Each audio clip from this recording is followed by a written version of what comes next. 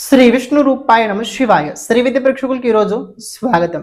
ఎవరి జన్మ జాతకంలో అయితే లేకపోయినట్లయితే ఇంట్లో కనుక చూసుకున్నట్లయితే వాస్తు ప్రకారంగా గమనించినట్లయితే నార్త్ ఈస్ట్, ప్రత్యేకంగా నార్త్ ఈస్ట్ కనుక చూసుకున్నట్లయితే ఈశాన్య స్థానం ఏదైతే ఉంటుందో ఈ స్థానంలో కనుక టాయిలెట్ కనుక ఉన్నట్లయితే ఇలాంటి జాతకులకి వ్యక్తిగత విషయాల లోపల, అలాగే ఇంటి యజమాని ఎవరైతే ఉంటారో వాళ్ళ జీవితం లోపల అంత సంతులితమైన జీవితం అయితే ఉండదు.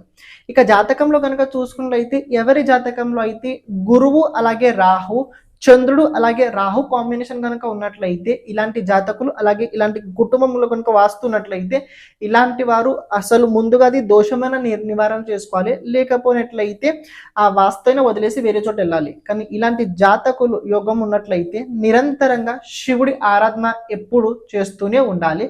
ఈశాన్య స్థానం ఏదైతే ఉన్నదో ఇది ఈశ్వర స్థానం కాబట్టి ప్రత్యేకంగా శివుడిని ఆరాధించండి. మీ లైఫ్ లోపల సమస్యలు ఎక్కువ కారణం అదే అయి ఉంటుంది కాబట్టి తెలుసుకోవడానికి మీరు ప్రయత్నించండి.